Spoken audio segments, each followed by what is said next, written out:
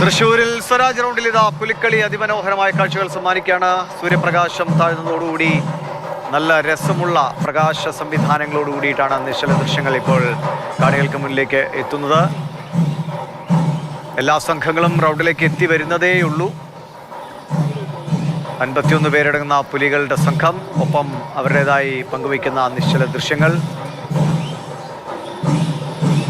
ഇരുവശവും റോഡിന് ഇരുവശവും ആളുകൾ കാത്തു നിൽക്കുകയാണ് ഓരോ സംഘത്തെയും കാണാൻ, അവരുടെ പുലികളുടെ ചുവടും താളവും ഒക്കെ കാണാൻ, ഒപ്പം അവരൊരുക്കിയ നിശ്ചല ദൃശ്യങ്ങളുടെ സൗന്ദര്യം കാണാൻ. ഇങ്ങനെ കെട്ടിടങ്ങളുടെ മുകളിലുമൊക്കെ സ്ഥാനം പിടിച്ച ആളുകൾ കാത്തു നിൽക്കുകയാണ്.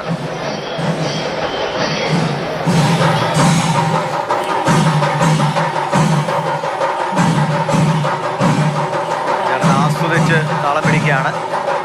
അങ്ങനെ എല്ലാവരും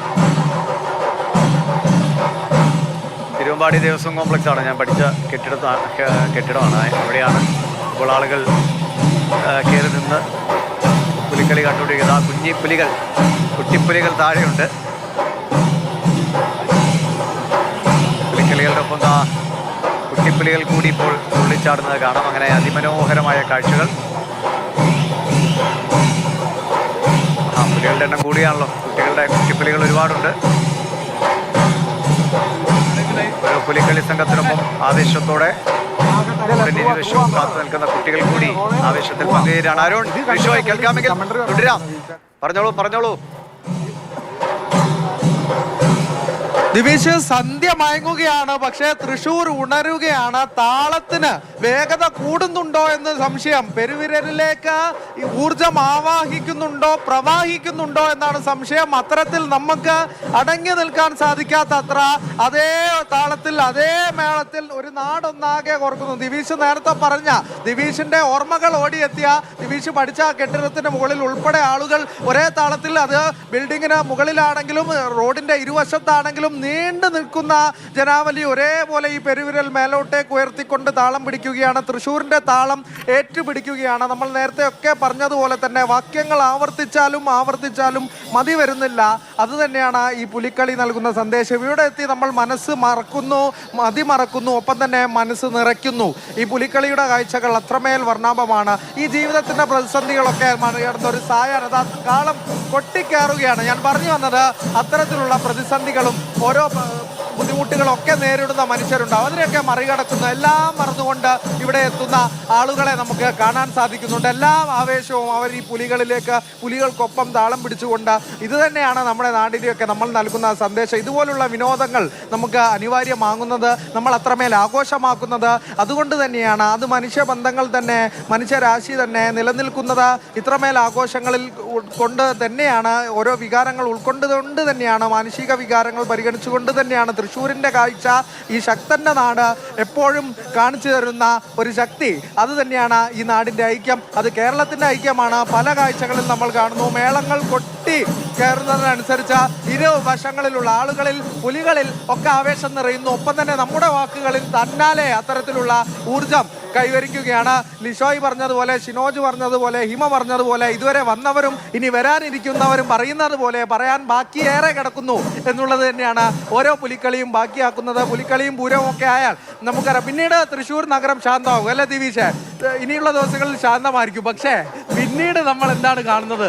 ഇന്നുള്ള ആ ഒരു ആവേശത്തിലായുള്ള ആ ഒരു ശാന്തത മാറി നിൽക്കുകയാണ്. ദിവിഷനും പല ഓർമ്മകളിലേക്കൊക്കെ പോകുന്നുണ്ടാവും. മറ്റൊരു തൃശ്ശൂരുകാരനായ ലിഷോ ഇങ്ങനെ ഓർമ്മകൾ ഓർത്തെടുക്കുന്നുണ്ടെന്നാണ് തോന്നുന്നത് പുലികളി കണ്ടുകൊണ്ട്.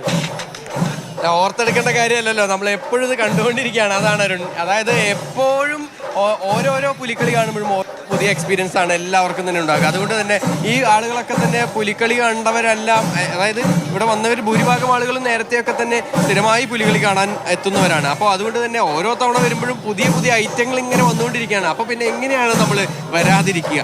ഓണം എന്ന് പറയുമ്പോൾ വലിയൊരു ആഘോഷമാണ്. പക്ഷേ ഓണത്തിനെ സംബന്ധിച്ചിടത്തോളം തൃശ്ശൂരുകാർക്ക് ഏറ്റവും പ്രധാനപ്പെട്ട ഒരു കാര്യം കൂടിയാണ് പുലിക്കളി എന്ന് പറയുന്നത്. അത് അതിന് മുൻപായി കുമ്മാട്ടിയുണ്ട്, അതുപോലെ തന്നെ മറ്റു ഉത്സവങ്ങളൊക്കെ തന്നെ ഉണ്ടെങ്കിൽ പോലും പുലിക്കളിക്കുള്ളൊരു ചന്തം അത് വേറെ തന്നെയാണ്. അതിനുള്ള ആളുകളുടെ എണ്ണം എന്ന് പറയുന്നത്, അതിലെത്തുന്ന ആളുകളുടെ എണ്ണം എന്ന് പറയുന്നതും അതൊരു വേറെ തന്നെയാണ്. അതിൽ പ്രായമോ മറ്റ് ഏതെങ്കിലും തരത്തിലുള്ള വേർതിരിവോ ഒന്നും തന്നെ ഇല്ല. കുട്ടികളായാലും മുതിർന്നവരായാലും പ്രായമായവരായാലും എല്ലാവരും തന്നെ ഇങ്ങോട്ടേക്ക് എത്തുന്നു, എല്ലാവരും തന്നെ ആഘോഷിക്കുന്നു. ഈ മതിമറന്ന് ഈ കാഴ്ചകളൊക്കെ കണ്ട് മടങ്ങുക എന്നുള്ളതാണ് ഒരു വർഷക്കാലം നീണ്ടു നിന്ന ഒരു കാത്തിരിപ്പ്. ആ കാത്തിരിപ്പിന് അവർക്ക് ഏറ്റവും മനോഹരമായ കാഴ്ചകൾ സമ്മാനിച്ചുകൊണ്ട്, ആ വിസ്മയം സമ്മാനിച്ചുകൊണ്ടാണ് ഓരോ പുലിക്കളി സംഘവും ഇങ്ങോട്ടേക്ക് എത്തുന്നത്. അതുകൊണ്ട് തന്നെ എല്ലാവരുടെയും മനസ്സിൽ ആ ഒരു കാഴ്ചകളും ആ ഒരു ദൃശ്യങ്ങളും ഒക്കെ തന്നെ പതിഞ്ഞ് ആ ഒരു സന്തോഷത്തോടു കൂടി തന്നെയാണ് എല്ലാവരും ഇവിടെ നിന്ന് മടങ്ങുക. അടുത്ത ഓണത്തിനായുള്ള കാത്തിരിപ്പാണ് പിന്നീട്. എന്തായാലും പൂരം പോലെ തന്നെ ഏറ്റവും പ്രധാനപ്പെട്ട ഒരു ചടങ്ങ് തന്നെയാണ്, അല്ലെങ്കിൽ ഒരു ഉത്സവം തന്നെയാണ്, ഒരു ആഘോഷം തന്നെയാണ് പുലിക്കളി എന്ന് പറയുന്നത് തൃശ്ശൂർക്കാരെ സംബന്ധിച്ചിടത്തോളം. അതുകൊണ്ട് തന്നെ ആ മതിമറന്ന് അത് ആഘോഷിക്കാനായി എല്ലാവരും എത്തുന്നു എന്നുള്ളതാണ് ഏറ്റവും പ്രധാനപ്പെട്ട കാര്യം. ഷിനോജ്, 12 മണിക്കൂർ നമ്മൾ പിന്നിട്ടു, പക്ഷേ രാവിലെ 5 മണിക്കും ഇപ്പോഴും ഒരേ ഫീലല്ലേ? സമയം പോയത് അറിഞ്ഞിട്ടുണ്ടോ? ഒരു ഒന്നൊന്നര ഫീലാണ്, വൈബാണ്. ഇതിൻ്റെ ഇടയിൽ പലതവണ നൃത്തം വെച്ചു, പലതവണ ആഘോഷത്തിന് അവർക്കൊപ്പം അയ്യന്തോളിൻ്റെയും പല പുലികളി സംഘത്തിൻ്റെ ഒപ്പമൊക്കെ നമ്മൾ ചേർന്നു. പക്ഷേ ഇപ്പോഴും ആ ഒരു വൈബ് ഇപ്പോഴും അത് തുടരുന്നുണ്ട്. ഇതൊരു ഒന്നൊന്നര നാടാണ്. ഞാൻ നേരത്തെ സൂചിപ്പിച്ചതുപോലെ തന്നെ ഈ തൃശ്ശൂർ എന്ന് പറയുന്ന കേരളത്തിലെ മറ്റൊരു ജില്ലയ്ക്കും ഇത്തരത്തിലൊരു നാട്, ഇത്തരത്തിലൊരു ആഘോഷങ്ങളെ, ഇത്തരത്തിൽ ഉത്സവങ്ങളെ ഒക്കെ തന്നെ ഇങ്ങനെ കൈ നീട്ടി സ്വീകരിക്കുന്ന ഒരു നാട് മറ്റൊരു നാടുണ്ടാകില്ല. തൃശ്ശൂർ പൂരം ആയിക്കോട്ടെ, അത് പുലികളി ആയിക്കോട്ടെ, എന്ത് തരത്തിലുള്ള ഉത്സവമായിക്കോണെങ്കിലും കൊട്ട് കൊണ്ടാൽ ഒരു കൊട്ട് വീണ് കഴിഞ്ഞാൽ പിന്നെ അവർ ഉത്സവത്തിലാണ്. അവരുടെ വേദനകളൊക്കെ തന്നെ അവർ മറക്കും. പിന്നീട് ഉത്സവമാണ് അവരെ സംബന്ധിച്ച്. സങ്കടങ്ങൾ അവർ മറന്നുകൊണ്ട് സന്തോഷത്തിലേക്ക് അവർ പോകും. അത്തരത്തിൽ ഒരു നാടാണ് ഈ തൃശ്ശൂർ എന്ന് പറയുന്നത്. അത് പുലിക്കളിയിലും അവരുടെ യഥാർത്ഥ തിരുവോണം എന്ന് പറയുന്നത് ഈ പുലിക്കളിയുള്ള ദിവസമാണ് അവരുടെ തിരുവോണം എന്ന് പറയുന്നത്.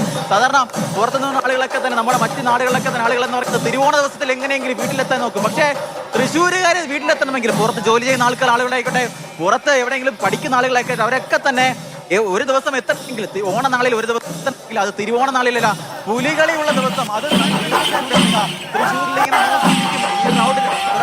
വശങ്ങളിലൊക്കെ ഇങ്ങനെ 9 ദേശങ്ങളിലും ഇങ്ങനെ പോകുമ്പോൾ അത് പുലികളെ കാണണം, പുലികളുടെ ആട്ടം കാണണം. പുലികളുടെ ആട്ടം കണ്ടിങ്ങനെ തുള്ളി തുള്ളി തുള്ളി നിൽക്കണം. അല്ലേ ഹിമ? തീർച്ചയായും ആ പുലിക്കളിയുടെ താളവും ചുവടുമൊക്കെ ഇതാ അങ്ങനെ മുറുകി വരികയാണ്. പുലി താളത്തിനനുസരിച്ച് ഇതാ ഇങ്ങനെ ആവേശത്തോടെ പുലികൾ ചുവട് വെച്ച് വരുന്ന മനോഹരമായ കാഴ്ച തന്നെയാണ് നമുക്ക് കാണാൻ കഴിയുന്നത്. നേരത്തെ പറഞ്ഞതുപോലെ തന്നെ തൃശ്ശൂർക്കല്ലാതെ മറ്റാർക്കും അവകാശമായ പുലിക്കളി ആഘോഷം എന്ന് പറയുന്നത് അത്ര അടിപൊളിയായി ഇതാ ഓരോ പുലികളും, വെള്ളപ്പുലിയും, പുള്ളിപ്പുലിയും, വരയൻ പുലിയും, ചെമ്പുപുലിയും എല്ലാം ഗംഭീരമായി ചുവട് വെച്ച് അങ്ങനെ നടന്നു നീങ്ങുന്ന അതിമനോഹരമായ കാഴ്ചയാണ്. തൃശ്ശൂരുകാരുടെ 2ാം പൂരമാണ് ഈ പുലിക്കളി. അത്രയധികം ജനങ്ങൾ ഇവിടേക്ക് പിന്നീട് ഒഴുകിയെത്തുന്നത് ഈ പുലിക്കളി കാണാൻ വേണ്ടി തന്നെയാണ്. അപ്പോൾ അത് കാണാൻ വേണ്ടി വിവിധ നാടുകളിൽ നിന്നെത്തിയ ഓരോരുത്തരും ആ ആവേശത്തിനൊപ്പം ഇതാ കൈകളങ്ങനെ ആകാശത്തേക്ക് ഉയർത്തി അതിനൊപ്പം താളം പിടിച്ച് അവർക്കൊപ്പം ചുവട് വെച്ച് നടന്നു നീങ്ങുന്ന കാഴ്ചയാണ്. ഈ ചുവട് അറിയാത്തവരായി ആരും ഉണ്ടാകില്ല, ഈ വന്യ താളം അറിയാത്തവരായി ആരും ഉണ്ടാകില്ല.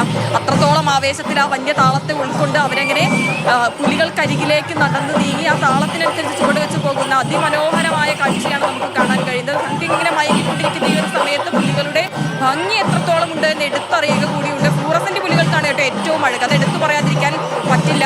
ഓരോരുത്തരും കുമ്പ കുലുക്കി അങ്ങനെ നടന്നു വരികയാണ്. ശരിക്കും പുലിക്കളിയുടെ സമയത്ത് തന്നെയാണ് ഈ കുടവയറുള്ളവർക്ക് ഏറ്റവും ഡിമാൻഡ് ഉള്ളത്. അപ്പോൾ ഓരോ കുടവയറുള്ളവരും ഇതിനു വേണ്ടി ഇങ്ങനെ കാത്തു വെക്കും. 3-4 മാസം മുൻപ് തന്നെ അതിനുവേണ്ടി ഭക്ഷണം കഴിച്ച് വയറൊക്കെ മെയിൻറ്റെയിൻ ചെയ്ത് അതിഗംഭീരമായി ശരീരം അങ്ങനെ കൊണ്ട് നടന്ന് ആ പുലിക്കളി ദിവസം അവർ ആ മെയ്യഴക് മുഴുവൻ ഈ സ്വരാജ് റൗണ്ടിലാണ് പ്രദർശിപ്പിക്കുക.